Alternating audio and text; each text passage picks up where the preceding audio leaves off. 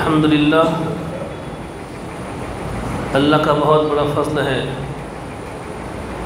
کہ بزرگوں کی آمد ہمارے شہر میں ہوئی ہے۔ اللہ ان کے آنے کو قبول فرماوے، ہم سب کے لیے ہدایت اور نجات کا ذریعہ بناوے۔ علماء نے یہ بات کہی ہے کہ جہاں اللہ والوں کے قدموں کے نشان گرتے ہیں، پڑتے ہیں، اللہ وہاں سے فتنوں کو ختم کرتا ہے۔ اللہ وہاں کے آپس کی نااتفاقیوں کو ختم کرتا ہے۔ آپس میں اتفاق اور اتحاد، الفت، انسیت اللہ پیدا فرماتا ہے۔ اللہ والوں کا کسی کی طرف دیکھ لینا، اور امکان ہے وہ دیکھنا اس وقت ہو جس وقت قبولیت کی گھڑی چل رہی ہو، تو جس پر نظر پڑی ہے اللہ ہو سکتا ہے اس کی بھی قسمت کو چمکا دیتا ہے۔ حضرت عبد القادر صاحب رائے پوری رحمۃ اللہ علیہ اعتکاف میں بیٹھے ہوئے تھے۔ اعتکاف پورا کرنے کے بعد جب مسجد سے باہر نکلے تو اچانک حضرت کی نظر ایک کتے پر پڑ گئی۔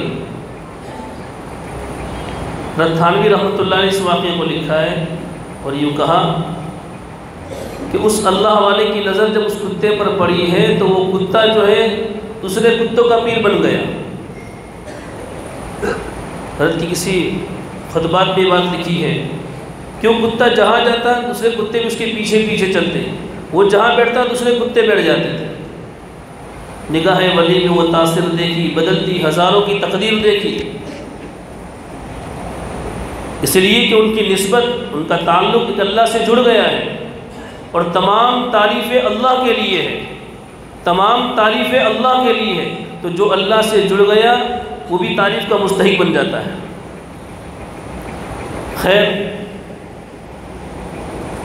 حضرت اقدس قاری رشید احمد صاحب اجمری دامت برکاتہم امیر شریعت گجرات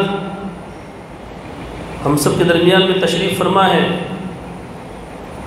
میں حضرت کا جو ہے شہر والوں کی طرف سے استقبال کرتا ہوں، خوش آمدید کہتا ہوں۔ اب بغیر تمہید کے میں قرآن مقدس کی تلاوت سے، وہ قرآن جس کے ذریعے سے اللہ نے ایک عالم میں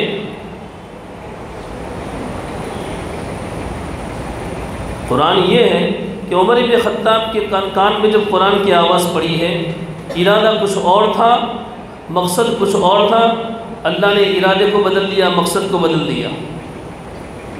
قرآن مقدس کی تلاوت سے ہم جو ہے اس مجلس کا آغاز کریں گے، اس کے لیے میں مدرسہ دعوت الحق کے طالب علم محمد صادق سانگرا کو دعوت دیتا ہوں، وہ آویں اور قرآن مقدس کی تلاوت فرمائیں۔ اعوذ باللہ من الشیطان الرجیم، بسم اللہ الرحمن الرحیم۔ ما كان على النبي من حرج فيما فرض الله له، سنة الله في الذين خلوا من قبل، وكان أمر الله قدرا مقدورا۔ الذين يبلغون رسالات الله ويخشونه ولا يخشون أحدا إلا الله، وكفى بالله حسيبا۔ ما كان محمد أبا أحد من رجالكم ولكن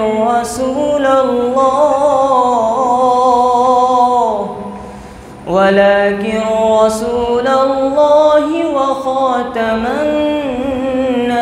النبيين، وكان الله بكل شيء عليما۔ يا أيها الذين آمنوا اذكروا الله ذكرا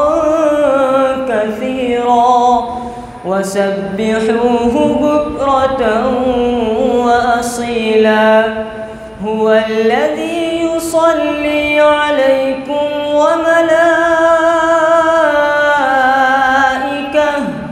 وملائكته ليخرجكم من الظلمات إلى النور وكان بالمؤمنين رحيما تحيتهم يوم يلقونه سلام وأعد لهم أجرا كريما يا أيها النبي إنا أرسلناك شاهدا ومبشرا ونذيرا وداعيا إلى الله بإذنه وسراجا منيرا وبشر المؤمنين بأن لهم من الله فضلا كبيرا ولا تطع الكافرين والمنافقين ودع أذاهم وتوكل على الله وكفى بالله وكيلا صدق الله العظيم.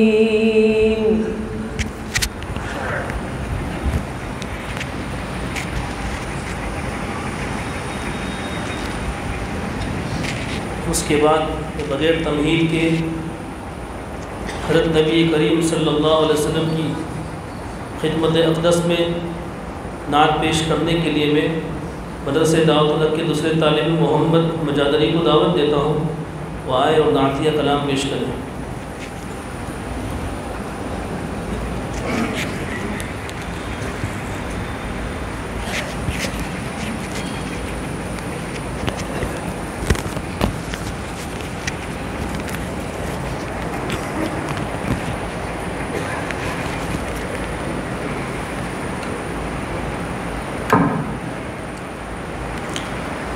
بسم اللہ الرحمن الرحیم. سب کی آنکھوں کا تارا مدینے میں ہے، آمینہ کا دلارا مدینے میں ہے، آمینہ کا دلارا مدینے میں ہے. شہر طیبہ مدینہ مجھے لے چلو، عرش والے کا پیارا مدینے میں ہے، عرش والے کا پیارا مدینے میں ہے. شان ایسی ملی کب کسی کو کبھی، عرش والے نے جن سے ملاقات کی، عرش والے نے جن سے ملاقات کی. سارے علم و ہنر کی ملی معرفت، سارے علم و ہنر کی ملی معرفت. چشم بینا و تارا مدینے میں گئے، چشم بینا و دانا مدینے میں گئے. سب کی آنکھوں کا تارا مدینے میں گئے، آمینہ کا دلارا مدینے آمینہ کا وہ تارا وہ نور نظر،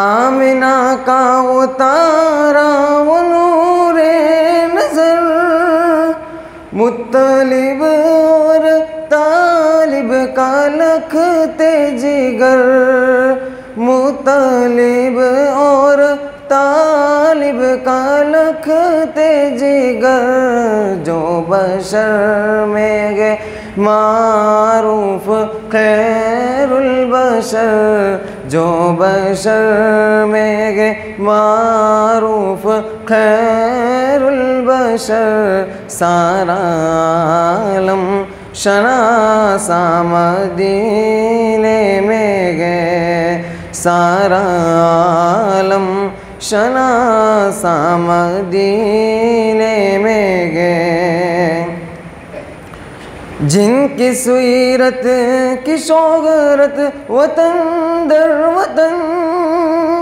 جن کی باتوں کی خوشبو چمن در چمن، جن کی باتوں کی خوشبو چمن در چمن، راگ حق گئے محمد کی راگ نجات، راگ حق گئے محمد کی راگ نجات، حق کے دائی کا چرچا مدینے میں گئے، حق کے دائی کا چرچا مدینے میں گئے، سب کی آنکھوں کا تارا مدینے میں گئے، آمینہ کا دلارا مدینے میں گئے،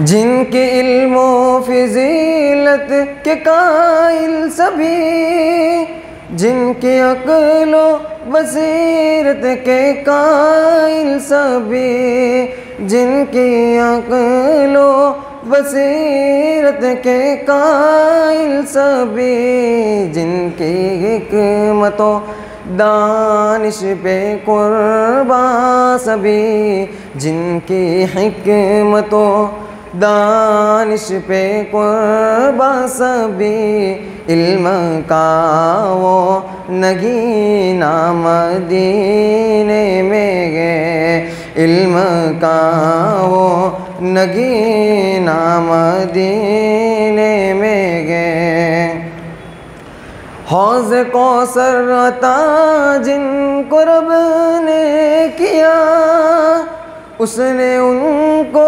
شفاعت کا حق بھی دیا، اس نے ان کو شفاعت کا حق بھی دیا، دو جہانوں کی رحمت انہیں بخش دی، دو جہانوں کی رحمت انہیں بخش دی، رب کی رحمت کا تارا مدینے میں گئے، رب کی رحمت کا دریا مدینے میں گئے، سب کی آنکھوں کا تارا مدینے میں گئے، آمینہ کا دلارا مدینے میں گئے، بغیر تابا درخشا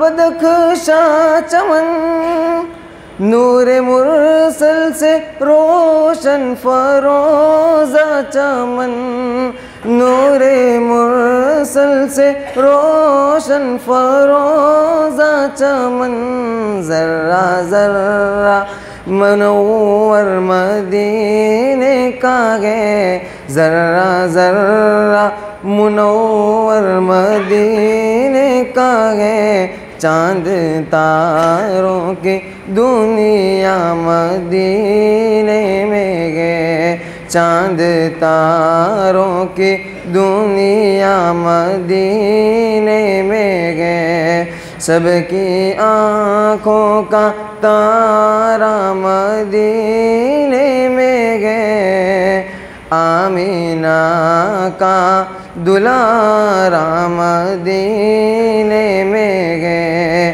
آمینہ کا دلارا مدینے میں گئے، شہر طیبہ مدینہ مجھے لے چلو، عرش والے کا پیارا مدینے میں گئے، عرش والے کا پیارا مدینے میں گئے۔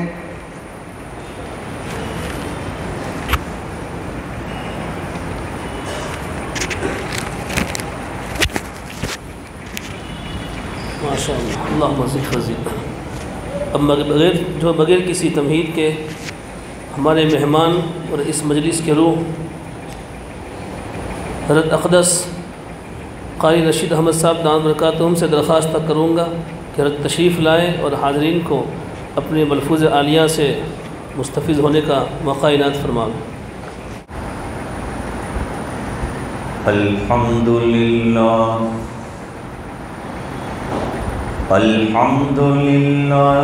وکفا وسلام علی عباده الذین اصطفى، خصوصا علی افضلهم وخاتم النبیین محمد الامین وعلى آلہ وصحبہ اجمعین،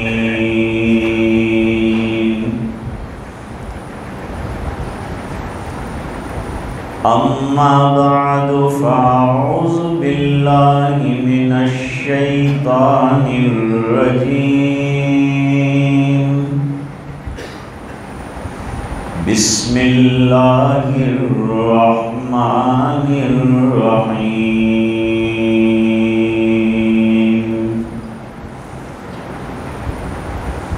ثم لتسألن یومئذ عن النعیم،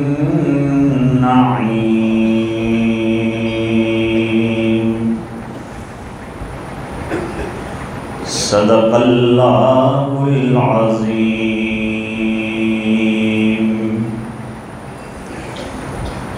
وقال النبی صلی اللہ علیہ وسلم،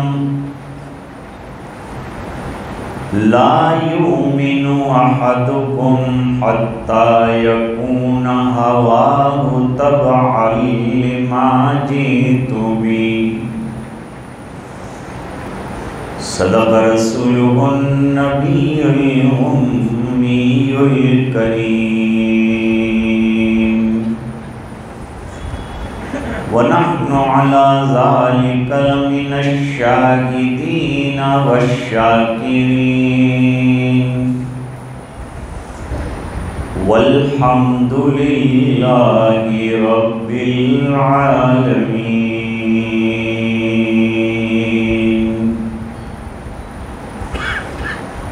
اللهم صل على سيدنا محمد وعلى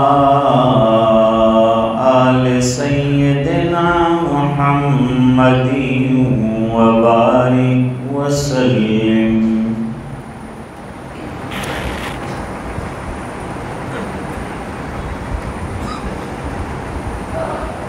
حضرات علماء،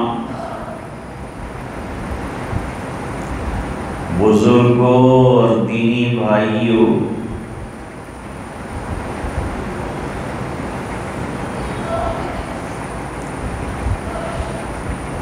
حق تعالی شانہ کی نعمتیں انسانوں پر بے شمار،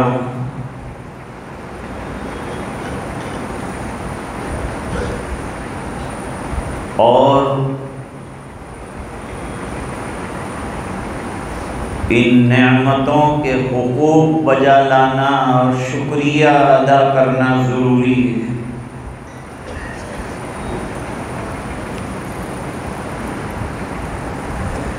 بارش کا ہر قطرہ اللہ کی نعمت،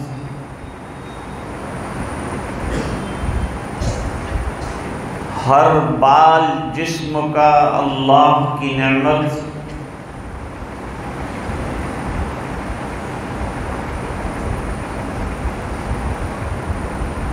یہ سانسوں کا آنا جانا اور جاری رہنا، یہ اللہ کی نعمت۔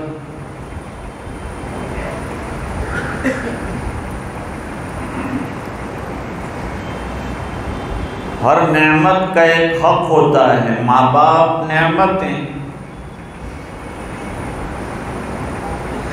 تو اولاد کے ذمے حقوق ڈالے ہیں ماں باپ کے، ان کا احترام کرنا، ادب کرنا، خدمت کرنا، اف نہ کرنا۔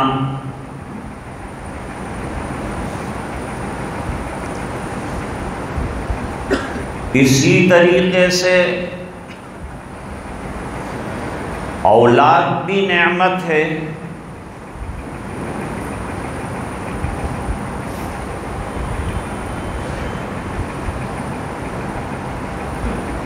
تو اولاد کا بھی حق ادا کرنا، اس پر بھی اللہ کا شکر بجا لانا کہ اس نے مجھے صاحب اولاد بنایا۔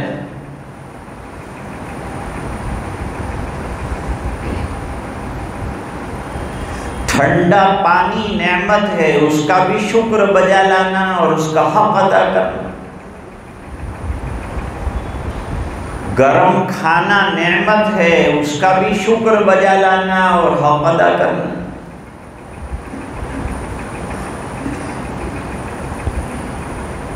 تو نعمتیں ملیں گی اور نعمتوں میں اضافہ ہوگا جب شکریہ ادا کیا جائے گا اور حقوق ادا کیے جائیں گے۔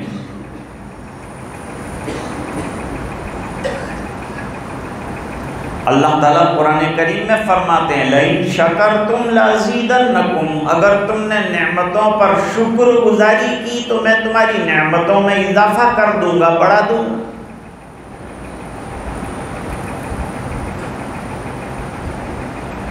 لیکن حضرات علماء نے دو بات لکھی،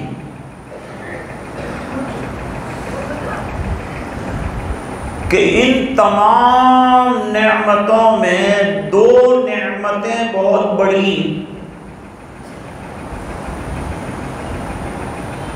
اور ان دو نعمتوں کے بارے میں اللہ تعالیٰ کے یہاں ہم سے سوال کیا جائے گا، پوچھا جائے گا کہ تم نے ان نعمتوں کا کیا حق ادا کیا۔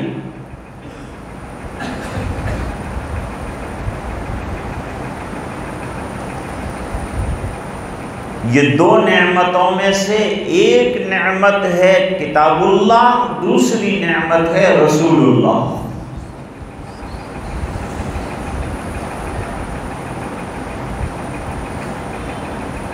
کتاب اللہ یعنی قرآن کریم، جو ہمارے آقا مکی مدنی صلی اللہ علیہ وسلم پر ایک آخری کتاب کی حیثیت سے اللہ نے اتارا۔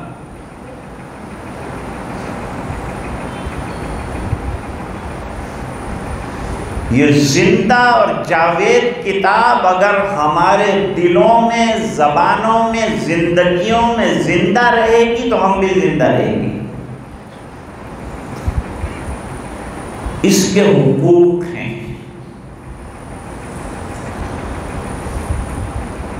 علماء نے 5 حقوق قرآن کریم کے بیان فرمائے۔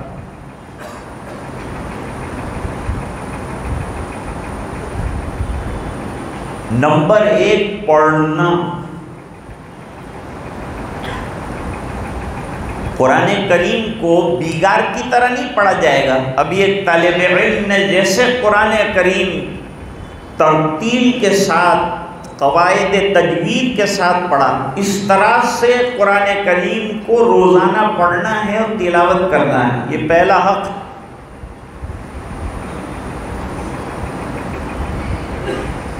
نمبر 2، قرآن کریم کا انتہائی درجے کا احترام کرنا اور اس کی عظمت کا دلوں میں ہونا، بالائے طاق نہ رکھ دینا۔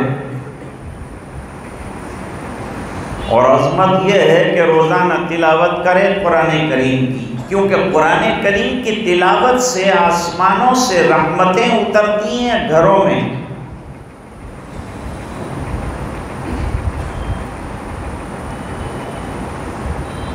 حدیث شریف میں حضرت امام بخاری رحمۃ اللہ علیہ نے ایک واقعہ نقل کیا ہے۔ ایک جلیل القدر انصاری صحابی ہیں اسید ابن حضیر رضی اللہ تعالیٰ عنہ۔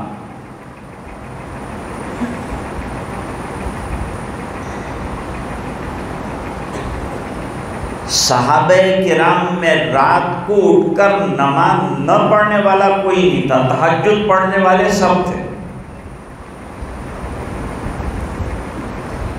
حضور فرماتے ہیں کہ میں ہر گھر کو جانتا ہوں جہاں سے رات کو تلاوت کی صدائیں گونجتی ہیں۔ مدینہ دن کو سنسان نظر آتا تھا، رات کو نمازوں، عبادتوں، تہجد، قرآن کی تلاوت سے آباد تھا۔ یہی سب چیزوں نے غریب مدینے والوں کو حضور کی تشریف آوری کی برکت سے مالدار بنا دیا تھا، اور جنہوں نے اس کی مخالفت کی تھی وہ یہود کو غریب بنا دیا تھا، کنگلے بنا دیا تھا۔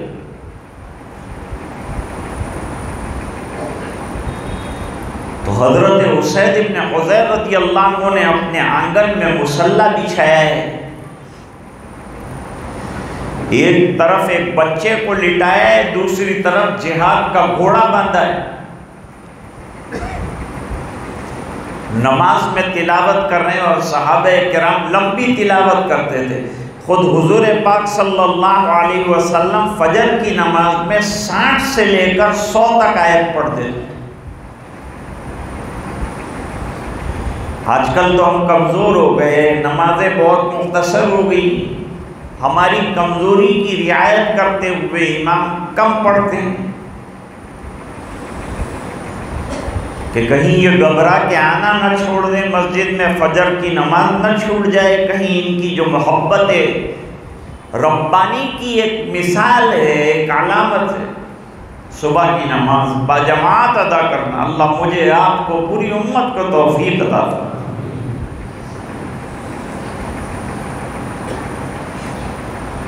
لمبی نماز پڑھی، گھوڑا بدکنے لگا،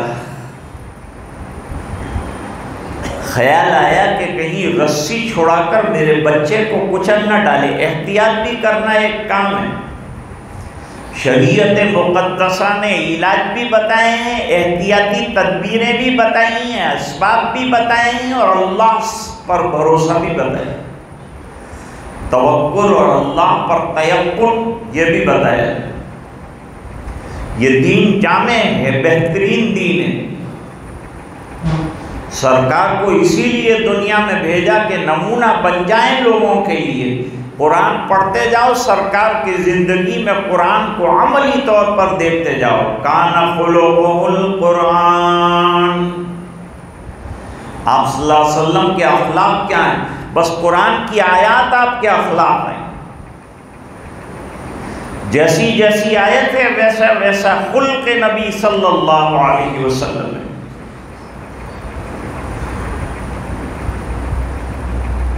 اب جب گھوڑا بدکنے لگا تو انہوں نے نماز کو مختصر کیا۔ سرکار نے بھی کبھی نماز کو مختصر کیا ہے۔ عام طور پر دنیا کے جو حضور صلی اللہ علیہ وسلم پر اعتراض کرنے والے معترضین ہیں، وہ کہتے ہیں کہ اسلام میں عورت کی کوئی حیثیت نہیں ہے، انہوں نے اسلام کا مطالعہ نہیں کیا۔ اگر انہوں نے سیرت پاک کا اور حضور پاک صلی اللہ علیہ وسلم کی زندگی کا اور اسلام کا مطالعہ کیا ہوتا تو وہ ضرور اس بات کو رد کرتے. میں ایک واقعہ سناتا ہوں. ایک دن حضور پاک صلی اللہ علیہ وسلم امامت کے لیے کھڑے ہوئے. آپ تو امام تھے اور آپ تو سید الامام اور امام الانبیاء ہیں. آپ معراج سے لوٹنے کے وقت حضور پاک صلی اللہ علیہ وسلم نے بیت المقدس میں تمام انبیاء کرام کی امامت کر کے یہ ثابت کیا کہ اللہ نے آپ کو امام الانبیاء بنایا.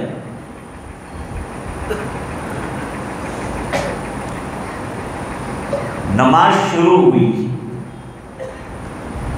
اس زمانے میں حالات نہایت سازگار، حضور کی شخصیت موجود، صحابہ جیسے قدسی صفات لوگ موجود.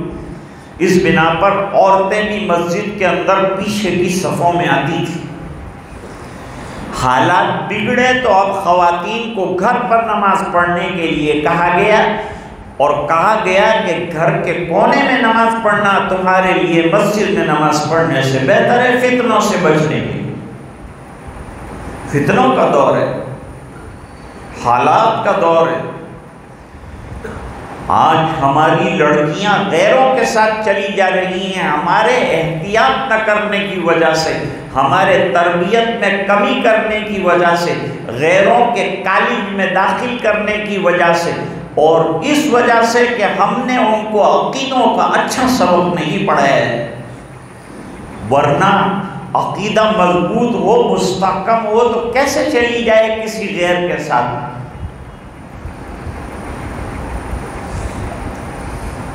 حدیث شریف میں ایک واقعہ بیان ہوا ہے، اس سے صحابہ کا عقیدہ کتنا مستحکم اور مضبوط ہے اس کا اندازہ ہوتا ہے. خباب ابن ارت رضی اللہ تعالیٰ عنہ لوہار تھے اور تلواریں اور ہتھیار وغیرہ بنایا کرتے تھے، اور مکے میں ایک یہودن کے غلام تھے. وہ کبھی اتنی تکلیف پہنچاتی تھی کہ سر کے اوپر لوہا تپا ہوا رکھ دیتی تھی، جس سے حضرت خباب بے ہوش ہو جاتے تھے اور کہتی تھی کہ پرانا دین چھوڑ دے.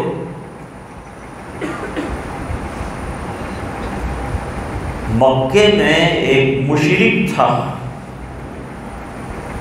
اس کا نام تھا عاص بن وائل. اس نے حضرت خباب رضی اللہ تعالیٰ عنہ سے چند تلواریں بنوائی. جب تلواریں بن گئی تو مزدوری مانگی حضرت خباب رضی اللہ تعالیٰ عنہ. اس کو معلوم تھا کہ انہوں نے ایمان قبول کر لیا ہے، اور جو مشرک شرک کے عالم میں مرے ہیں ان کو اسلام سے انتہائی درجے کا بغض اور عداوت ہے. ابو جہل کو مرتے مرتے بھی دین کی عداوت اور دین سے دشمنی گئی نہیں. اس قدر عداوت تھی، دشمنی تھی حسد کی وجہ سے. حالانکہ نبی کی صداقت کو، سچائی کو، اور اس بات کو وہ جانتا تھا کہ یہ ہاتھ دعا کے لیے اٹھا دیں گے تو رد نہیں ہو، یہ بات بھی وہ جانتا تھا. واقعہ پیش ہے. حضور پاک صلی اللہ علیہ وسلم کعبۃ اللہ کے سائے میں نماز پڑھ رہے تھے.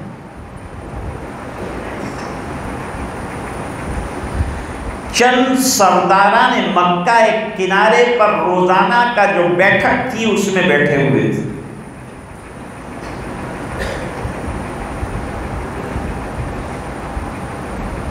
عقبہ ابن ابی معیط نامی ایک ظالم کو ایک بری بات سن. اچھے انسانوں کو اچھی بات اللہ سمجھاتا ہے، نیک لوگوں کے لیے نیکیاں آسان کرتا ہے، بروں کے لیے برائیوں کی طرف چلنا آسان کرتا ہے. برائیاں ان کو برائیاں نہیں لگتی، اس لیے فرمایا برائیوں سے اپنے آپ کو اور گناہوں سے اپنے آپ کو بچاؤ. مبادا کہیں ایسا نہ ہو کہ گناہ کرتے کرتے تمہارا مزاج ایسا ہو جائے کہ گناہ کی نفرت تمہارے دل سے نکل جائے. اس لیے حتی الامکان اپنے آپ کو گناہوں سے بچاؤ اور اس کے گھناؤنے پن کو سمجھو.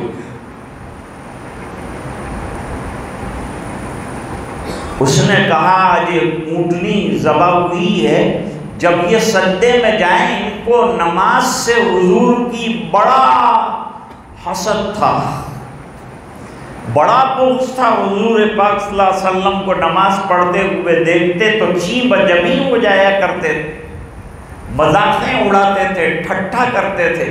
بعض مشرکین مدینہ منورہ میں اذان ہوتی تھی تو بددعائیں کرتے تھے، جنہوں نے بددعائیں کی تھی اللہ نے ان کو انہی کی بددعاؤں میں ختم کر ڈالا۔ کہا ابھی تھوڑی دیر میں یہ سجدے میں جائیں گے، میں اونٹنی کا میل لاتا ہوں، جو اندر کی ہوج ہوتی ہے وہ لاتا ہوں اور لا کر ان کی پشت کے اوپر ڈال دیتا ہوں۔ گیا ظالم اور جا کر لایا، اور لا کر آپ صلی اللہ علیہ وسلم جب سجدے میں گئے تو پشت پر ڈال دیا۔ وزن کی وجہ سے ایک عرصے تک سرکار سجدے سے سر نہ اٹھا سکے۔ آج سجدہ کرنا اللہ نے ہمارے لیے آسان کیا ہے، تو ہماری مسجدیں خالی پڑی ہوئی ہیں، ہم مسجدوں کو رو رہے ہیں کہ یہ مسجد لٹ گئی، وہ مسجد لٹ گئی۔ مسجد کو بچانا ہو تو مسجد کو آباد کرنے کا مزاج بناؤ، اور آباد کرنے کے لیے خود بھی آؤ اور دعوت بھی چلاؤ۔ اللہ کے دین کو زندہ رکھنا ہے، اور ہماری حفاظت اگر ہم چاہتے ہیں تو ہمیں اپنی زندگی میں دین کو لانا پڑے گا اور دین کی دعوت کو جاری رکھنا پڑے گا۔ تو کیا ہوگا؟ تو ہوگا وہ جو اللہ نے قرآن میں وعدہ فرمایا، وَاللَّهُ يَعْصِمُكَ مِنَ النَّاسِ، اللہ تعالیٰ تمہاری حفاظت فرمائیں گے اگر تم دین کے کام میں لگ جاؤ۔ سر اٹھتا نہیں۔ اور نمازیں ہمارے لیے کتنی آسان ہے، کوئی روکنے والا ہے سجدے سے؟ کوئی رکوع سے روکنے والا ہے؟ کوئی رکوع میں ہنسنے والا ہے؟ ارے ٹرینوں کے اندر ہماری جماعتیں چلتی ہے الحمدللہ، اور غیر لوگ ہمیں نماز پڑھنے کی جگہ دیتے ہیں اور یوں کہتے ہیں کہ ہمارے لیے بھی پرارتھنا کرنا، تو ان کی ہدایت کے لیے بھی ہاتھ اٹھائے جاتے ہیں۔ ایسے گئے گزرے وقت میں بھی الحمدللہ ہمارے ملک میں اللہ کا کرم ہے۔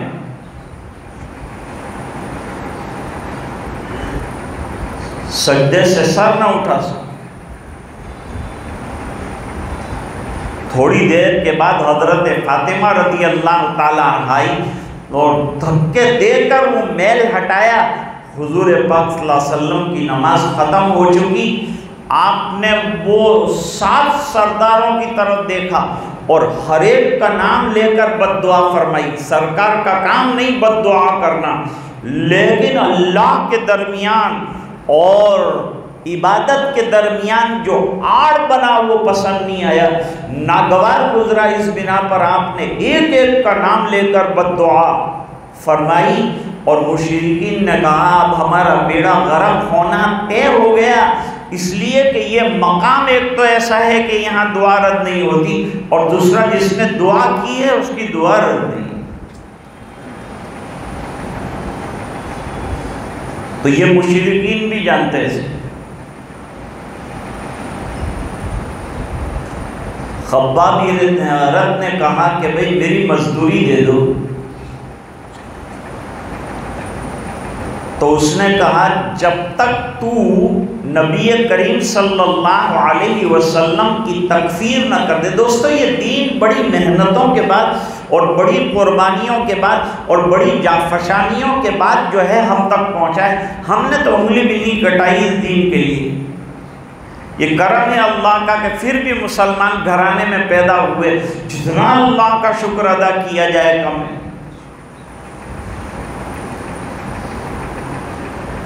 تو جانتے ہو خباب بن ارت رضی اللہ تعالیٰ عنہ نے کیا جواب دیا کہ تو مجھے مزدوری اس وقت دے گا جب میں نبی کریم صلی اللہ علیہ وسلم کے کلمے کو رد کر دوں، کلمہ چھوڑ دوں تو مجھے مزدوری دے دے گا۔ تو کان کھول کے یہ بات سن لے کہ یہ زندگی کے بعد ہمارا یقین ہے کہ ایک نئی زندگی موت کے بعد اللہ تعالیٰ دینے والے ہیں، اس کے اندر بھی میں انشاءاللہ محمد کا خاص طور پر متوالا اور عاشق اور نام لیوا رہوں گا، اس وقت بھی نہیں چھوڑوں گا، تیری مزدوری تیرے پاس رکھ، لیکن اللہ مبعوث کر دے دوسری مرتبہ موت کے بعد، تب بھی میں ایمان پر قائم رہوں۔ یہ ان حضرات کے عقیدے کی پختگی ہے۔ آج سب سے بڑی چیز جس کی محنت ہم لوگوں کو کرنا ہے وہ عقیدے کی پختگی ہے۔ اور دوستو، حضور پاک صلی اللہ علیہ وسلم کے حقوق میں سب سے بڑا حق جو علماء نے لکھا ہے وہ ہے آپ صلی اللہ علیہ وسلم کو آخری نبی اور پیغمبر اپنا ماننا، اور یہ ماننا کہ آپ ایسے نبی ہیں کہ آپ کے بعد قیامت تک کوئی اور نبی آنے والا نہیں ہے، اور ہماری سب بھلائی اس میں ہے کہ ہم حضور پاک صلی اللہ علیہ وسلم کی اتباع کریں۔ یہ اتباع ہمارے لیے دنیا اور آخرت دونوں میں کامیابی کا ذریعہ ہے۔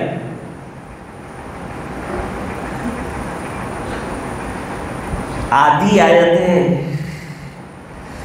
جس میں اللہ تعالیٰ نے ہم کو دنیا آخرت میں کامیابی کا راز بتا دیا، اور یہ آدھی آیت میں 2 نقطے خالی بیان کیے۔ ہم سنتے ہیں لیکن توجہ نہیں دیتے۔ نکاح کا خطبہ بھی ہم سنتے ہیں، ہم سنا کر دیتے ہیں، ہمیں معلوم ہی نہیں ہوتا کہ نکاح کے خطبے میں پڑھا کیا گیا۔ اللہ تعالیٰ قرآن میں فرماتے ہیں، خطبے کے اندر وہ آیت کریمہ پڑھی جاتی ہے، وَمَن يُطِعِ اللَّهَ وَرَسُولَهُ فَقَدْ فَازَ فَوْزًا عَظِيمًا۔ جو اطاعت اللہ کی کرے، جو اتباع رسول اللہ صلی اللہ علیہ وسلم کی کرے، اسے کامیابی ڈھونڈنے نہیں جانا ہے، کامیابی اس کو ڈھونڈتے ہوئے دروازے تک پہنچ جائے گی۔ صحابہ کرام نے یہ 2 ہی کام کیے تھے، اللہ تعالیٰ نے ان کو کہاں سے کہاں پہنچا دیا۔ وہ جن کے سینے پر پیر رکھا جاتا تھا، ان کو گھسیٹا جاتا تھا، سینے پر پتھر رکھا جاتا تھا، وہ بلال روتے ہوئے صرف یہ کہتا تھا، احد احد، ایک اللہ کے علاوہ تم مار ڈالو، میرے ٹکڑے کر ڈالو، لیکن میں ہٹنے والا نہیں ایمان سے۔ اللہ نے حضرت بلال کو سید المؤذنین بنا دیا، اور حضرت عمر رضی اللہ تعالیٰ عنہ نے فرمایا، بلال سیدنا و مولانا، بلال ہمارے آزاد کردہ ہیں اور ہمارے سردار ہیں۔ اسلام میں آ کر یونیٹی آ جاتی ہے، اتحاد آ جاتا ہے، ایک ہی صف میں کھڑے ہو گئے محمود و یار، نہ کوئی بندہ رہا نہ کوئی بندہ نواز، سب ایک صف کے اندر کھڑے ہیں۔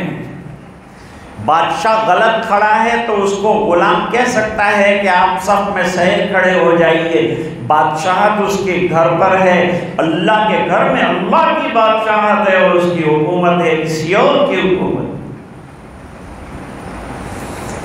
حضرت اسید ابن حضیر رضی اللہ تعالیٰ عنہ نے تو عرض کر رہا تھا کہ نماز شروع کی نبی کریم صلی اللہ علیہ وسلم نے۔ اسلام میں عورت کا مرتبہ اور مقام کیا ہے وہ دیکھیے۔ شہزادہ چارلس نے آکسفورڈ یونیورسٹی میں تقریر کی پادریوں کے سامنے،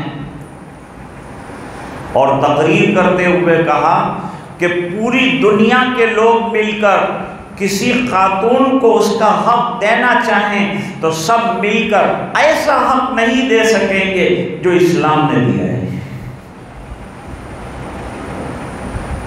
وَقَرْنَ فِي بُيُوتِكُنَّ وَلَا تَبَرَّجْنَ تَبَرُّجَ الْجَاهِلِيَّةِ الْأُولَىٰ وَأَقِمْنَ الصَّلَاةَ وَآتِينَ الزَّكَاةَ وَأَطِعْنَ اللَّهَ وَرَسُولَهُ۔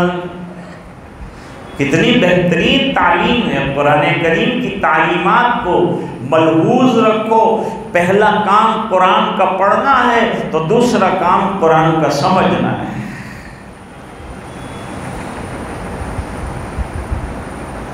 اب نماز شروع کی تھوڑی دیر حضور پاک صلی اللہ علیہ وسلم نے پڑھی اور ایک بچے کی آواز رونے کی آئی، جیسے ہی رونے کی آواز آئی حضور پاک صلی اللہ علیہ وسلم نے نماز کو شارٹ کر دیا، نماز کو مختصر کر دیا نبی کریم صلی اللہ علیہ وسلم نے۔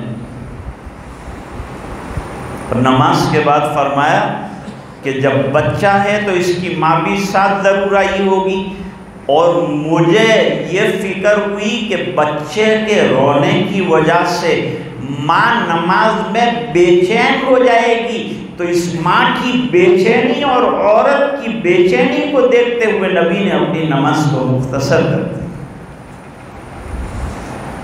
اتنا بڑا اسلام نے عورت کو مرتبہ اور مقام عطا فرمایا۔ پردہ عورت کی شان ہے، اس کی غیرت ہے، اس کی حیا ہے، اس کی شرم ہے، اس کی لاج ہے، اس کا جادہ ہے۔ دوپٹہ اس کے لیے شرم کا ایک بہت بڑا جادہ۔ اللہ ماں بہنوں کو پردے برقعے کی توفیق عطا فرمائے۔ آج کے سنگین حالات میں بغیر برقعے کے باہر نکلنا، لیکن برقع ایسا ہونا چاہیے کہ جس کے لیے کسی اور برقعے کی ضرورت نہ ہو، اس کو برقع کہتے ہیں۔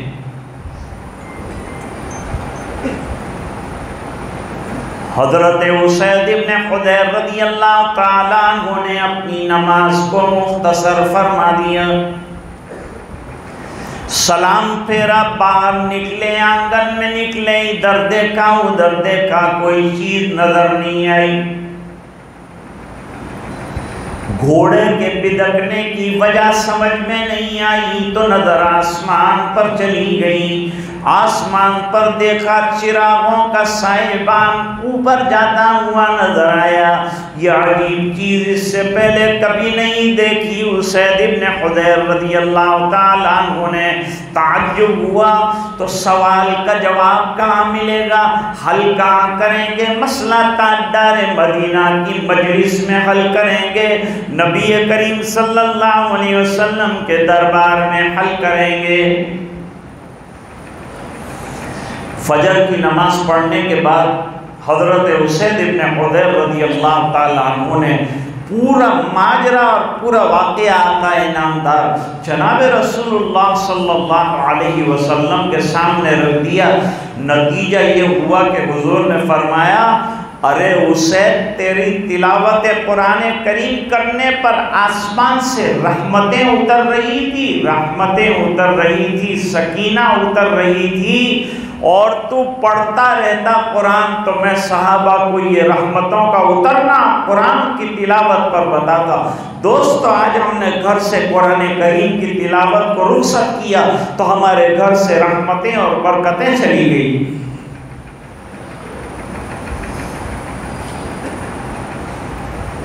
تو قرآن کریم کے بھی حقوق ہیں۔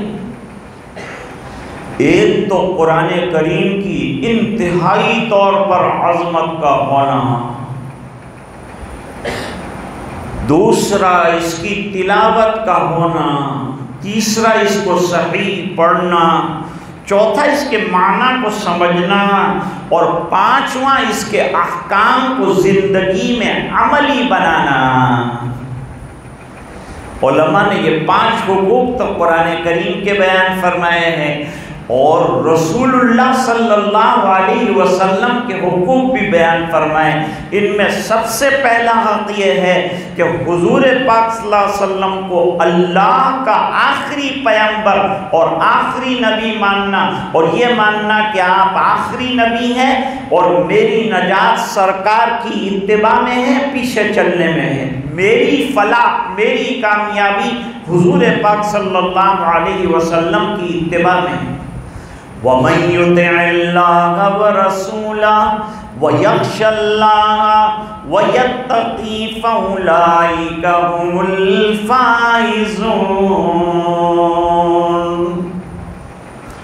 جس نے 4 کام کر لیے، اطاعت اللہ کی کر لی، اتباع رسول اللہ صلی اللہ علیہ وسلم کی کر لی، اللہ کا ڈر اپنی زندگی کے اندر پیدا کیا۔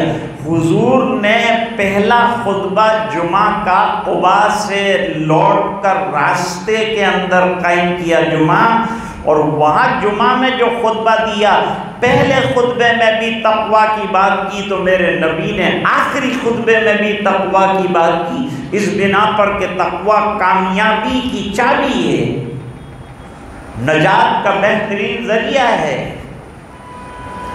اس لیے نکاح کے خطبے میں تقویٰ ہی کی بات کو دہرایا گیا ہے، بار بار دہرایا گیا ہے۔ اور اللہ کا ڈر جب انسان کی زندگی میں آتا ہے تو آدمی گناہوں سے بچتا بھی ہے اور نیکیوں کی طرف چلتا بھی ہے، اور اس کی زندگی راہ پر آتی ہے اور ہدایت پر زندگی گزارتا ہے، اور صراط مستقیم پر زندگی گزارنے والا دنیا میں بھی کامیاب رہتا ہے اور آخرت میں بھی اللہ اسے فلاح اور کامیابی عطا فرماتا ہے۔ بہت چھوٹا سا اور بہت عام سا واقعہ ہے۔ حضرت عمر رضی اللہ تعالیٰ عنہ اپنی خلافت کے زمانے میں رات کو اپنی رعایا کا حال معلوم کرنے کے لیے گشت لگاتے تھے۔ آج تو بیچارے منسٹر کو باہر نکلنا ہی مشکل ہے، جان کے لالے پڑ گئے، اس لیے کہ اتنا گپلا بازیاں کی ہے کہ اس کو جان کا خطرہ ہے کہ نکلوں گا تو لوگ مجھے ٹپکا دیں گے، باہر نکلتا ہی نہیں۔ اور حضرت عمر رضی اللہ تعالیٰ عنہ شیر کی طرح مسجد نبوی شریف کے آنگن کے اندر آرام فرما ہوتے تھے، اور شام کا اور روم کا گورنر کا بھیجا ہوا قاصد آ کر تعجب کرتا ہے کہ ہمارا بادشاہ تو محل میں بھی کانپتا ہے اور ڈرتا ہے، اور آپ یہاں دری پر لیٹے ہوئے ہیں، چٹائی پر لیٹے ہوئے ہیں، آپ کو کوئی خوف نہیں۔ فرمایا جب میں انصاف کر رہا ہوں، سب کو اپنا حق دے رہا ہوں، تو کوئی مجھے کیوں مارے گا، اور جب مرنے کا وقت آ جائے گا تو جو بچانے والا ہے وہی مر بھی دے گا۔ مسز گاندھی کو ان کے بچانے والوں نے مار ڈالا۔ بتایا گیا کہ انسان کسی کو نہیں بچاتا، بچانے والی ذات اللہ کی، بچانے پر آ جائے تو اللہ دشمنوں کے ذریعے سے بچا دے، اور اللہ بچانے پہ آ جائے تو ریل کی دو پٹریوں کے بیچ میں لیٹے ہوئے انسان کو بچا دے کہ انگلی میں خراش تک نہ آئے۔ ایسے تاریخی واقعات بھی۔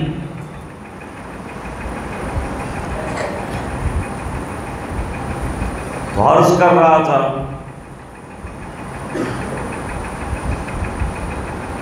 کہ نبی کریم صلی اللہ علیہ وسلم کی اتباع، آپ کے حقوق میں سب سے بڑا حق یہ ہے کہ یقین جانیں کہ ہمارے نبی صلی اللہ علیہ وسلم نے جو فرمایا وہ ہمارے لیے نجات کی راہ ہے، کامیابی کی راہ ہے۔ دنیا والے کامیابی کے جو طریقے بتاتے ہیں وہ بتائیں، مجھے لاکھ روپے کا نقصان ہو جائے لیکن میرے نبی کی بات اگر نہ جاتی ہو تو میں لاکھ روپے کا نقصان برداشت کروں گا، لیکن نبی کی ناگواری برداشت نہیں کروں، سرکار کی ناگواری مجھے برداشت نہیں۔ حضرت علی رضی اللہ تعالیٰ عنہ ایک جوڑا پہن کر حاضر ہوئے، حضور پاک صلی اللہ علیہ وسلم نے ناگواری کے ساتھ خالی دیکھا، کہا کچھ بھی نہیں، خالی ناگواری کے ساتھ جوڑے کی طرف دیکھا۔ گھر گئے اور وہ جوڑے کے ٹکڑے کیے اور عورتوں میں تقسیم کر دیے کہ جس لباس کو نبی کی نظر سے گرنا ہو گیا وہ لباس کو پہن کر میں کیا کروں گا۔ ایک صحابی نے ملاقات کی نبی کریم صلی اللہ علیہ وسلم سے، ہاتھ میں سونے کی انگوٹھی، شاید علم نہیں ہوگا کہ سونا حرام ہے، دیہات سے آئی ہوئی،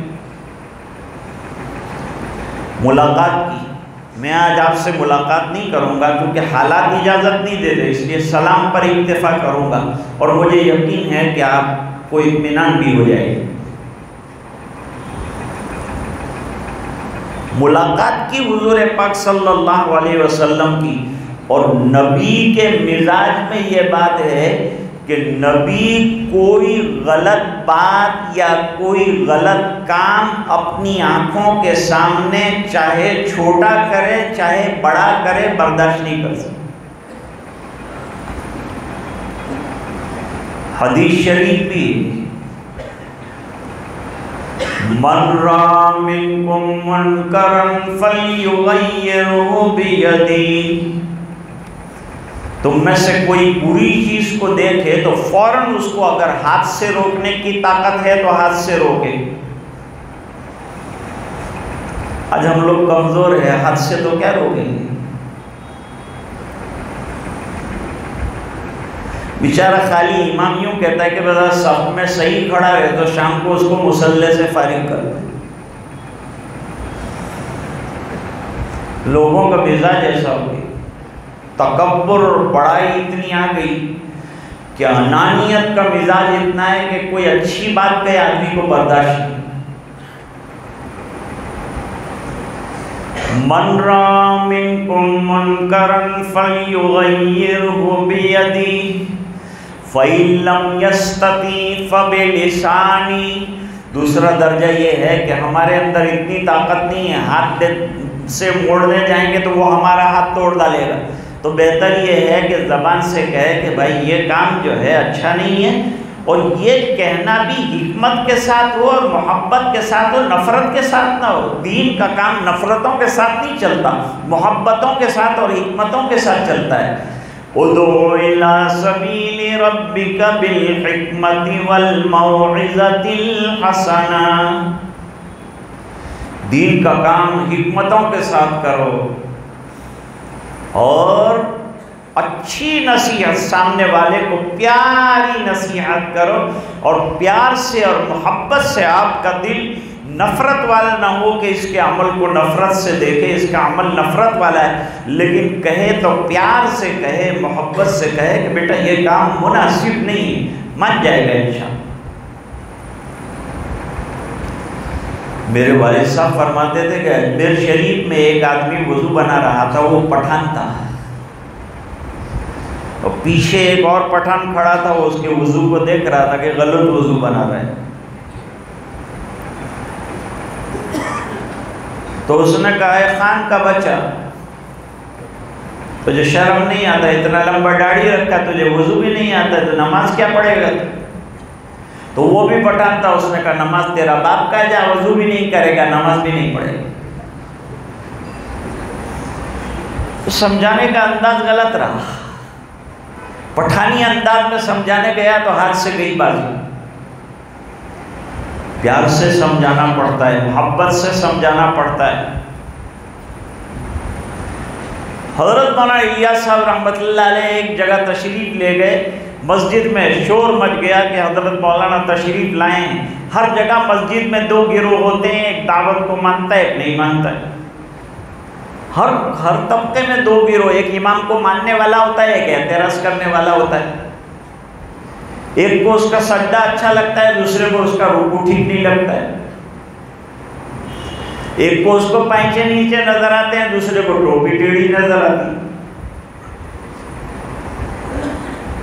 تو آدمی جیسی نظر رکھتا ہے ایسا اس کو نظر آتا ہے۔ گرین کلر کا اینک لگائیں گے تو ہر چیز گرین نظر آئے گی۔ سفید گلاس کے اندر جو بھی کلر کی چیز ڈالیں گے وہ سفید کلر کا، اپنا گلاس کا کوئی کلر نہیں ہے، جو چیز اندر ڈال رہے ہیں اس کا کلر ہے۔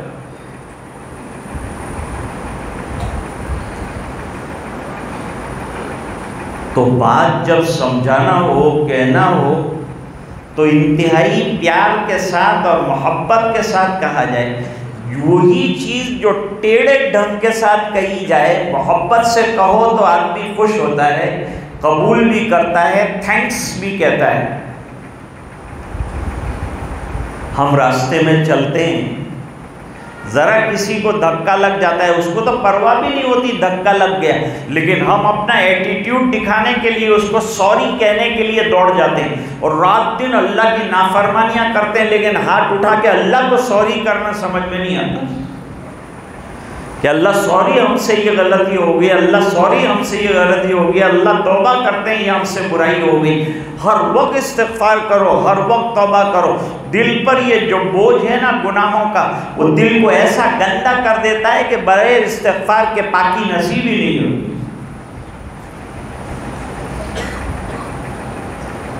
ہم لوگ کسی کو برا کام کرتے ہوئے دیکھتے بھی ہیں تو یوں سوچتے ہیں کہ ہمارا کہوا جاؤں تو انہیں کھوٹو لگے نا ہمارا سمبند خراب تھا ہے۔ સંબંધ ખોટા ખરાબ કરવાના આપણો વ્યવહાર છે રોજનો આવવાનો જવાનો ને હમણાં મોટું મોડું કરી લે એના કરતાં એના હાલ પર એને રહેવા દો, જેમ પડાવ કરવું એ કરે। ہم ایسا کہہ کے چھوڑ دیں، نبی ایسا نہیں چھوڑتے۔ نبی تو دنیا میں اصلاح کے لیے آیا ہوتا ہے، دائی ہوتا ہے، وہ خیر کا دائی ہے، اور ہر مومن بھی خیر کا دائی ہے، اچھائیوں کا بھلائیوں کا دائی ہے۔ اچھی بات اچھے طریقے سے کہی جائے۔ ہم جیسے دھندے کے اندر کیسے اچھی بات کرتے ہیں؟ کسی جگہ پر ایک صاحب کپڑا بیچ رہے تھے، کپڑا خریدنے والا آیا تو اس نے کہا کہ آپ کے کپڑے کی گارنٹی ہے کلر ولر کی؟ کہا فل گارنٹی، ایک دم تم آنکھیں بند کر کے میرا کپڑا لے جاؤ، جیسے جیسے تم دھوتے جاؤ گے نئے نئے رنگ اس کے اندر سے نکلے۔ دیکھو اس نے خراب بات کہی لیکن ڈھنگ اچھا رکھا، دھوکہ دیا، یہ اچھا کام نہیں کیا اس نے۔ بے کے اندر اور تجارت کے اندر دھوکہ نہیں۔ حضور پاک صلی اللہ علیہ وسلم نے فرمایا لا خلاف من غشنا فلیس منا، جو مسلمان کو دھوکہ دے وہ مسلمانوں میں سے نہیں۔ زبان سے برا کہنا یہ بھی مشکل رہتا۔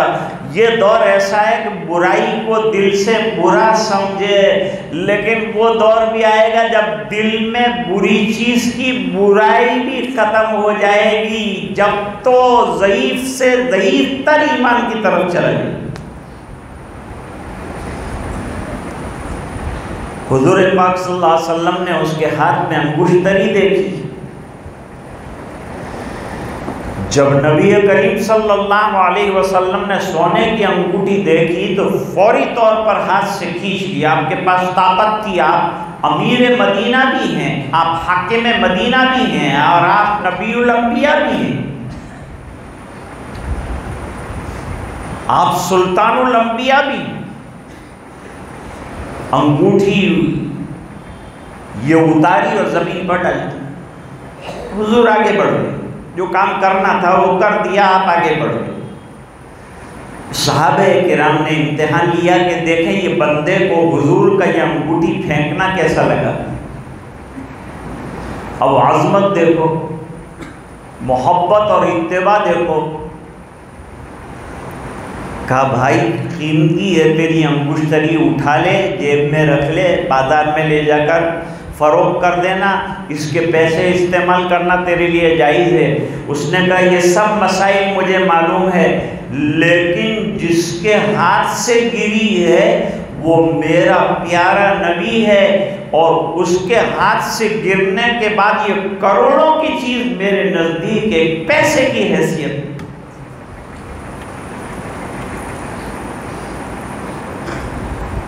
حضرت مولانا رشید احمد گنگوہی رحمۃ اللہ علیہ 22 سال ایسے گزرے ہیں کہ تکبیر تحریمہ فوت نہیں ہوئی، یعنی امام نے اللہ اکبر کہا تو ساتھ انہوں نے اللہ اکبر کہا۔ سبق پڑھا رہے تھے، آہا سبق کا بھی عجیب منظر تھا۔ بڑے بڑے علماء بیٹھے ہیں، بارش ہو گئی اچانک اور کھلا میدان تھا، باہر برآمدہ بالکل کھلا ہوا تھا، تو طلباء نے کتابیں سینے سے لگائی اور دوڑے مسجد کے اندر۔ دیکھا کہ حضرت گنگوہی نہیں آ رہے ہیں، تو دیکھنے پر پتہ چلا کہ حضرت تو لوگوں کے طلباء کے جوتے اپنے کرتے کے دامن میں جمع کر کے لا رہے ہیں۔ ارے سرکار آپ نے کیا کر دیا؟ کہا تم کتابیں سمیٹنے کے لیے دوڑ گئے، میں نے سوچا تمہارے جوتے طالب علم ہو، تم تو مہمان ہو نا اللہ کے دین کے مہمان ہو میرے گھر میں، اس بنا پر تمہارے جوتے بھیگ نہ جائیں، اس بنا پر میں نے یہ کام کیا ہے۔ ایسا استاد ہو اور ایسے شاگرد ہوں تو کامیابی نہیں ملے گی، نجات نہیں ملے گی، علم نہیں حاصل ہوگا۔ علم سچی محنتوں، جانفشانیوں اور استاد کی عزت اور احترام اور ادب کے ذریعے سے اللہ دے دے۔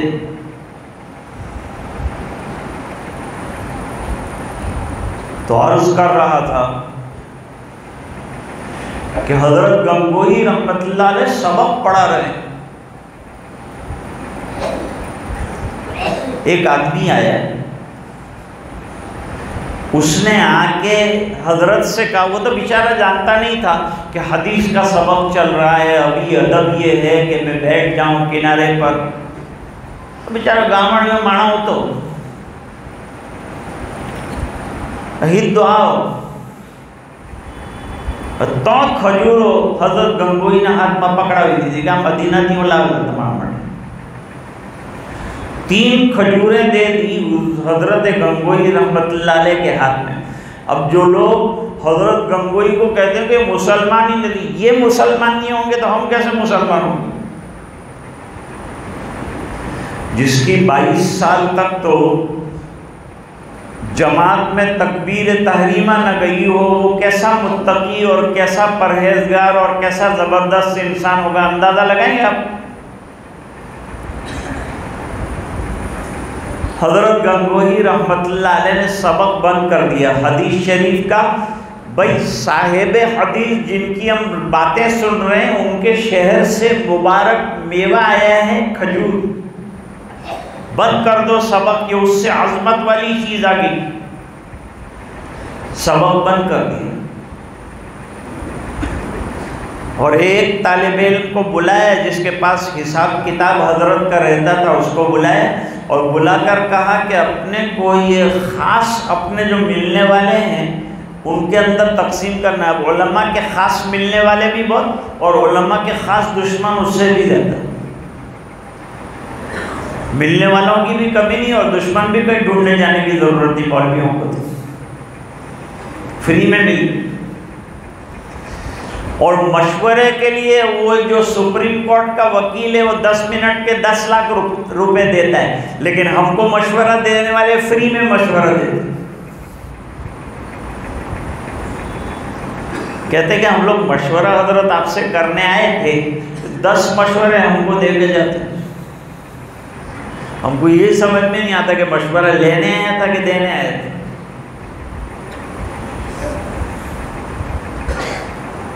حضرت گنگوئی رحمت اللہ علیہ نے سبق بند کر دیا اور فرمایا لسٹ بناؤ، ہمارے خاص ملنے والے لوگوں کی لسٹ بنی 30 آدمیوں کی، 30 آدمیوں کی لسٹ بنی، فرمایا 3 کھجوریں تقسیم کرو۔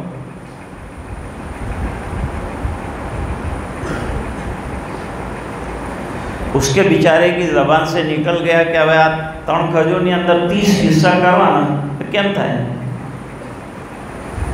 3 کھجور میں 30 حصے کریں گے تو اونٹ کے منہ میں زیر ایک ذرہ آئے گا، اس سے کیا پیٹ بھرے گا؟ تو حضرت گنگوئی کا پیٹ تھوڑا بھرنا ہے، مدینے کی نسبت حاصل کرنا ہے، میرے سرکار کے شہر کے کھجور آئے ہیں، مل جائے صابر مجھ کو کانٹے جو مدینے کے، مل جائیں صابر مجھ کو کانٹے جو مدینے کے، 100 بار انہیں رکھوں آنکھوں میں قرینے سے۔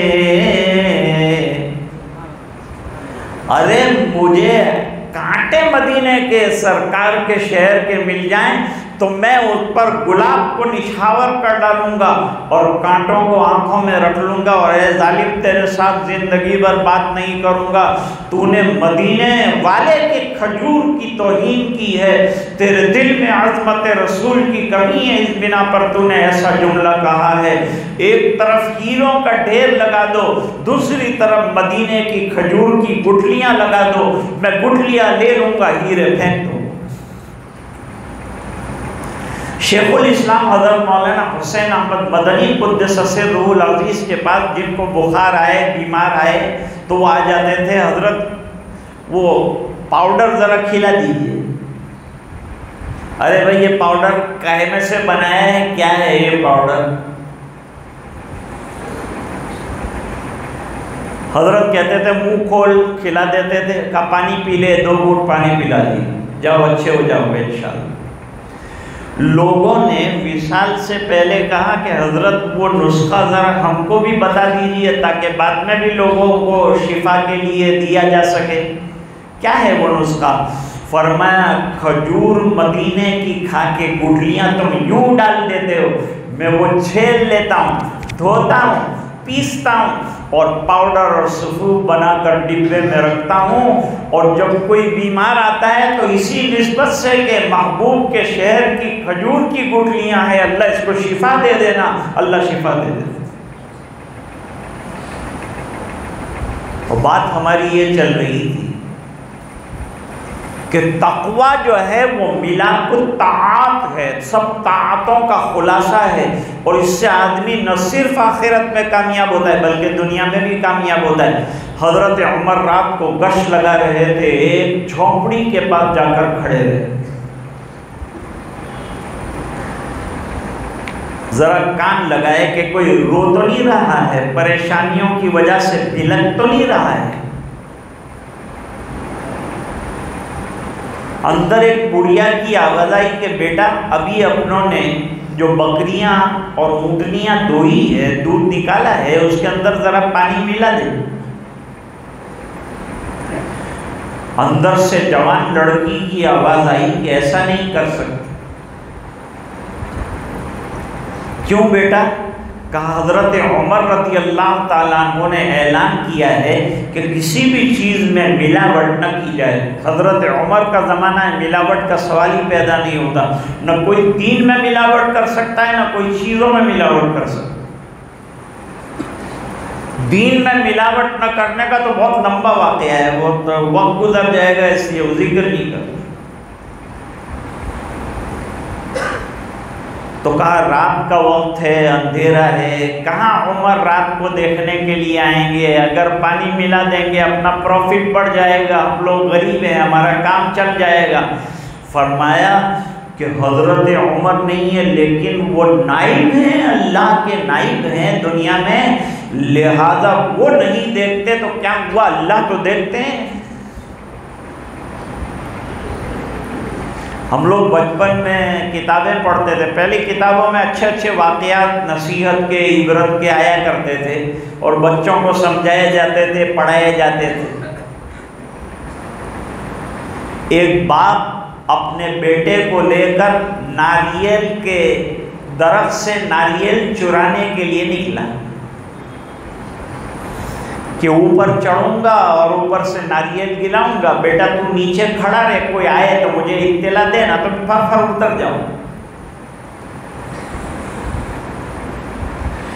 جب باپ اوپر ناریل توڑنے کے لیے چڑھ گیا تو اوپر سے اس نے پکارا کہ بیٹا اپنے کو کوئی دیکھ تو نہیں رہا ہے؟ کہا ابا اوپر والے کو زیادہ سمجھ میں آتا ہے کہ کوئی اسے دیکھ رہا ہے، کہ میں تو نیچے کھڑا ہوں، آپ تو اوپر کھڑے ہیں، تو آپ کو زیادہ نظر آتا ہوگا کہ مجھے کوئی دیکھ رہا ہے۔ مجھے نیچے سے نظر آتا ہے کہ آپ کو دیکھنے والا دیکھ رہا ہے، اور آپ کو اوپر سے نظر نہیں آتا کہ دیکھنے والا اوپر سے آپ کو دیکھ رہا ہے۔ کہ بیٹا کون دیکھ رہا ہے؟ کہ میرے استاد نے پڑھایا ہے کہ اللہ ہر جگہ حاضر ہے، اللہ ہر جگہ ناظر ہے، اللہ رات کے اندھیرے میں بھی دیکھتے ہیں، اللہ دن کے اجالے میں بھی دیکھتے ہیں، اللہ چھپ کے کوئی کام کرے تو بھی دیکھتے ہیں، اللہ کھل کے کوئی کام کرے وہ بھی دیکھتے ہیں۔ تو ابا جان آپ کی چوری بھی اللہ دیکھ رہے ہیں۔ اتر گیا باپ، بیٹا تو تھا تو بیٹا لیکن تو نے باپ کو سبق پڑھا دیا، میں نے تجھے مدرسے بھیجا، میں کامیاب ہو گیا۔ حضرت عمر رضی اللہ تعالیٰ عنہ نے اس گھر کے اوپر ایک لائن بنا دی، ایک نشان بنا دیا، اور صبح میں اپنے کارندے کو نشان بتا کر کہا کہ وہاں گھر کے اندر کوئی بڑھیا ہوگی، اس کو پکڑ لو۔ صبح میں کارندہ پہنچا، قاصد پہنچا، دروازہ کھٹکھٹایا، بھائی بڑھیا ہے کوئی گھر میں؟ تو کہا جی میں ہوں۔ کہ عمر نے یاد کیا ہے؟ کمر لیا۔ حضرت عمر رضی اللہ تعالیٰ عنہ نے یاد کیا ہے کہ میرا کوئی قصور نہیں، میں نے کچھ حضرت عمر کا کچھ بگاڑا نہیں ہے، میں نے کچھ ناانصافی بھی نہیں کی ہے، میں نے کچھ نہیں کیا، میرے کو کہ یہ من خبر نہ تھی، میں آوا مجھے آنا پڑے گا، تم کو اتنا ہم جانتے ہیں۔ گئی ڈرتے ڈرتے حضرت عمر رضی اللہ تعالیٰ عنہ کے دربار میں الٹ تپاس شروع ہوئی۔ تیری لڑکی ہے، کاروبار کیا کرتے ہو؟ دودھ کا، پانی تو نہیں ملاتے؟ کنے نہیں ملاتے، ہم لوگ تو بہت اچھی طرح دھندا کرتے۔ لڑکی گھر میں شادی شدہ ہے کہ بغیر شادی شدہ ہے؟ کہا نہیں شادی شدہ نہیں، ارادہ ہے شادی کرنے کا۔ کہا جی مناسب امیر المومنین کوئی رشتہ ملے گا تو کریں گے۔ تو کہا کہ میرے لڑکے کے ساتھ کرے گی تیری لڑکی کی شادی؟ کہاں راجہ بھوج اور کہاں گنگو تیری؟ حضرت کہاں آپ کا درجہ امیر المومنین اور اتنا اعلیٰ درجہ، اور میں جھونپڑی میں رہنے والی میری لڑکی جیسی ویسی دیکھنے میں بھی اتنی قبول صورت نہیں ہے، اس کو آپ کے گھر میں کیسے لاؤں اور آپ کیسے لیں گے میری لڑکی کو؟ کہا تیری لڑکی میں دیکھنے کا کچھ ہے ہی نہیں، اتنا بڑا وصف اللہ تعالیٰ نے اس کے اندر رکھا ہے، وہ رات کے اندھیرے میں اللہ سے ڈرنے والی ہے تو دن کے اجالے میں اللہ کے احکام پورے کرنے والی ہوگی، اور شوہر کی وفادار ہوگی۔ جو اللہ کا وفادار ہو شوہر کا بھی وفادار، مسلمان اللہ کا وفادار تو اس دیش کا بھی وفادار ہے۔ پیغام دے دیا اور شادی ہوئی حضرت عمر رضی اللہ عنہ کا صاحبزادہ اور وہ بڑھیا کی بیٹی، نسل چلی، چلتے چلتے یہ نسل میں پیدا ہوئے عمر ابن عبدالعزیز رحمت اللہ علیہ، جن کو عمر ثانی کہتے ہیں۔ جب باپ متقی، جب ماں متقیہ اور پرہیزگار، اور تقوی جن کا شعار، اللہ تعالیٰ دنیا میں بھی بیڑے پار کر دیتا ہے۔ وہ لڑکی کو اتنا اچھا رشتہ ملا تقوی کی وجہ سے کہ وہ سوچ بھی نہیں سکتی تھی اس کو۔ تو میں عرض کر رہا تھا کہ حضور پاک صلی اللہ علیہ وسلم کا پہلا حق یہ ہے کہ آپ کو نبی آخر الزمان مانیں اور آپ کی ایک ایک بات کی اتباع کرنے کی کوشش کریں، اور حضور پاک صلی اللہ علیہ وسلم کو ایسا آخری نبی مانیں کہ اس کے بعد جتنے نبوت کے دعوے دار ہیں وہ دنیا میں تمام کے تمام چھوٹے ہیں۔ حدیث میں فرمایا 30 سے زیادہ دجال اور کذاب آئیں گے جو حضور پاک صلی اللہ علیہ وسلم کی طرح نبوت کا دعویٰ کریں گے، وہ سب جھوٹے ہوں گے۔ اس کے علاوہ اور بھی حقوق ہیں۔ دوسرا حق یہ ہے کہ دل میں حضور پاک صلی اللہ علیہ وسلم کی عظمت ہو۔ تیسرا حق یہ ہے کہ حضور پاک صلی اللہ علیہ وسلم سے محبت ہو۔ چوتھا حق یہ ہے کہ حضور پاک صلی اللہ علیہ وسلم کی اطاعت ہو۔ تو عظمت، محبت اور اطاعت۔ اب عظمت کا ایک واقعہ سنا کر بات ختم کرتا ہوں۔ غزوہ بدر کے بعد، غزوہ بدر میں صدیق اکبر رضی اللہ تعالیٰ عنہ کے لڑکے عبد الرحمن ابن ابی بکر مشرکین کی طرف سے لڑنے آئے، اور صدیق اکبر رضی اللہ تعالیٰ عنہ وہ ہیں کہ جو آزاد لوگوں میں سب سے پہلے ایمان لائے ہوں حضرت ابو بکر رضی اللہ۔ حضور نے فرمایا دوستی کا حق یہ ہے کہ میں جہاں تمہیں کھانے کی دعوت دیتا ہوں، سفر کی دعوت دیتا ہوں، تفریح کی دعوت دیتا ہوں، تجارت میں چال چلنے کی دعوت دیتا ہوں، تو بڑا کام میرا یہ ہے کہ آپ کو آخرت کی کامیابی کی دعوت دوں اور دین کی دعوت دوں۔ آپ منظور کر لو، مجھے اللہ نے رسول بنایا ہے آخری، اور قیامت تک کے لیے بنایا، اور یہ دین آخری ہے۔ ایک روایت تو یہ ہے کہ حضرت ابو بکر رضی اللہ تعالیٰ عنہ نے فوری طور پر بغیر کسی دلیل کے قبول کر لیا، اور بعض محققین نے ایک واقعہ لکھا۔ وہ واقعہ یہ لکھا کہ حضرت ابو بکر حضور صلی اللہ علیہ وسلم کی نبوت سے 10 سال پہلے شام گئے تھے تجارت کے لیے۔ عرب والے شام جایا کرتے تھے تجارت کے لیے، کبھی یمن جایا کرتے۔ وہاں انہوں نے ایک خواب دیکھا، بہت پریشان ہوئے کہ عجیب خواب دیکھا میں نے، ایک چاند کا ٹکڑا آیا گود میں گرا ہے، سمجھ میں نہیں آیا کہ یہ کیا دیکھ لیا ہے۔ وہاں بھی علماء تھے، کوئی راہبین تھے، پادری تھے عیسائی، ان سے جا کر کے تعبیر پوچھی۔ انہوں نے کہا کہ مکے میں چند سالوں کے بعد ایک نبی آئیں گے، اور وہ نبی جو ہیں تم ان کی اتباع کرو گے اور قربانیاں دیں گے، اور وہ تم بھی قربانیاں دو گے، اور اس کے بعد وہ دنیا سے چلے جائیں گے تو تمہیں جانشین بننے کا موقع ملے گا اور تم خلیفہ بنو گے۔ لیکن یہ بات رات میں رکھنا، تم جانو میں جانے اللہ جانے، تیسرا کسی کو یہ بات پتہ نہیں چلنی چاہیے، یہ راز ہے، اس کو دفنا دینا۔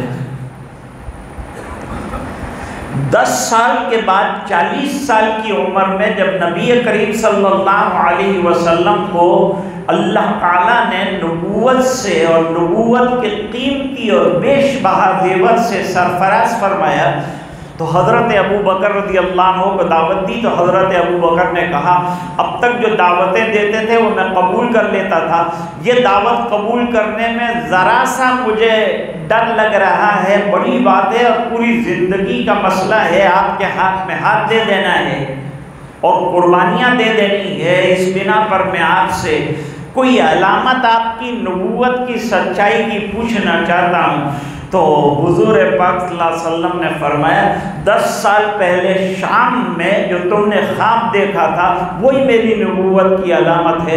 کہہ دیا اشہد ان لا الہ الا اللہ واشہد ان محمد عبدہ ورسولہ۔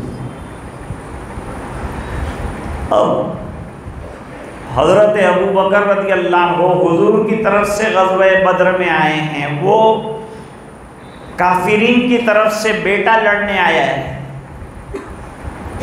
بعد میں اللہ تعالیٰ نے عبد الرحمن ابن ابو بکر کو ایمان دے دیا، دین قبول کر لیا۔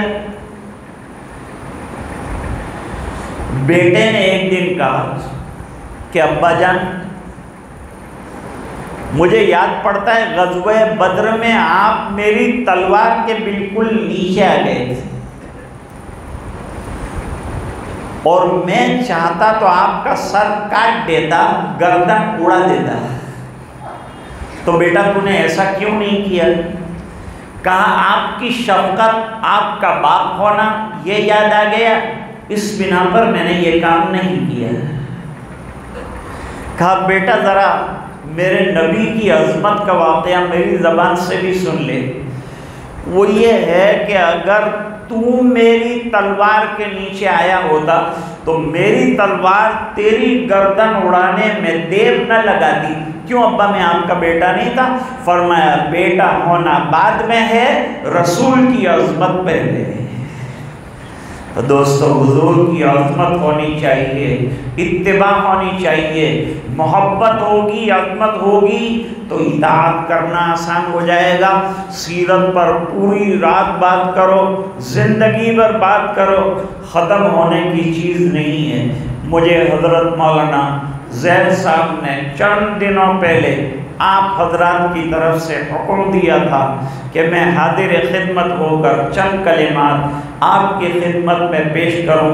آپ نے نہایت اطمینان کے ساتھ آقا نامدار جناب رسول اللہ صلی اللہ علیہ وسلم کی سیرت مقدسہ کو سنا، آپ صلی اللہ علیہ وسلم کی سیرت پاک کے ایک حصے کو سنا۔ اللہ تعالی ہم سب کو عمل کرنے کی توفیق عطا فرمائے اور آپ صلی اللہ علیہ وسلم سے سچی محبت اور اتباع اور عظمت نصیب فرمائے۔ وآخر دعوانا ان الحمد للہ رب العالمین۔ بسم اللہ الرحمن الرحیم۔ اللہم لک الحمد کلہ ولک الملک کلہ ولک الشکر کلہ والیک یرجع الامر کلہ۔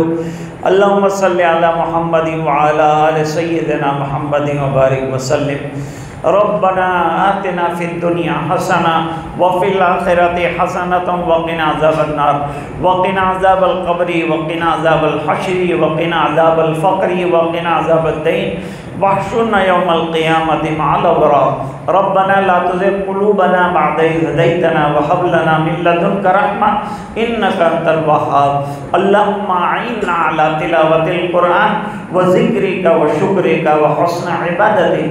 اللهم لا مانع لما أعطيت ولا معطي لما منعت ولا راد لما قضيت ولا ينفع ذا الجد منك الجد۔ ربنا اغفر لنا ولإخواننا الذين سبقونا بالإيمان ولا تجعل في قلوبنا غلا للذين آمنوا ربنا إنك رؤوف رحيم۔ اے اللہ ہمارے گناہوں کو معاف فرما، کوتاہیوں سے درگزر فرما، اپنا فضل اور کرم شامل حال فرما، رحم کے اور کرم کے فیصلے فرما۔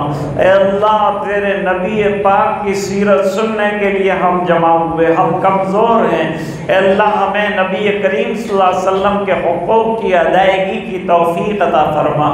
اے الہ العالمین ہمیں نمازوں کا پابند بنا دے، اے اللہ حضور پاک صلی اللہ علیہ وسلم کی سنتوں کا شیدائی بنا دے، اپنی ردائے دائمی عطا فرما دے۔ اے اللہ تو ہم سے راضی اور خوش ہو جا، اے اللہ تلاوت کا شیدائی بنا دے، اے اللہ ذکر اللہ کرنے والا بنا دے، سرکار کی ایک ایک سنت کا عشق عطا فرما دے۔ اے اللہ تیرا ذوق، تیرا شوق، تیری معرفت، تیری محبت، تیرا عشق عطا فرما۔ اے الہ العالمین جو بیمار ہیں انہیں شفا کامل عطا فرما، جو پریشان ہیں ان کی پریشانیاں دور فرما، جو الجھنوں میں گرفتار ہیں ان کی الجھنیں دور فرما، جو قرضوں میں ڈوبے ہوئے ہیں غیب سے قرضوں کے پورا ہونے کی سبیل پیدا فرما۔ ایمان پر بہت سے دنیا سے جانے والے چلے گئے، اے الہ العالمین ان کی بال بال مغفرت فرما، جمیع مرنے والے اور قبرستان والوں کی مغفرت فرما۔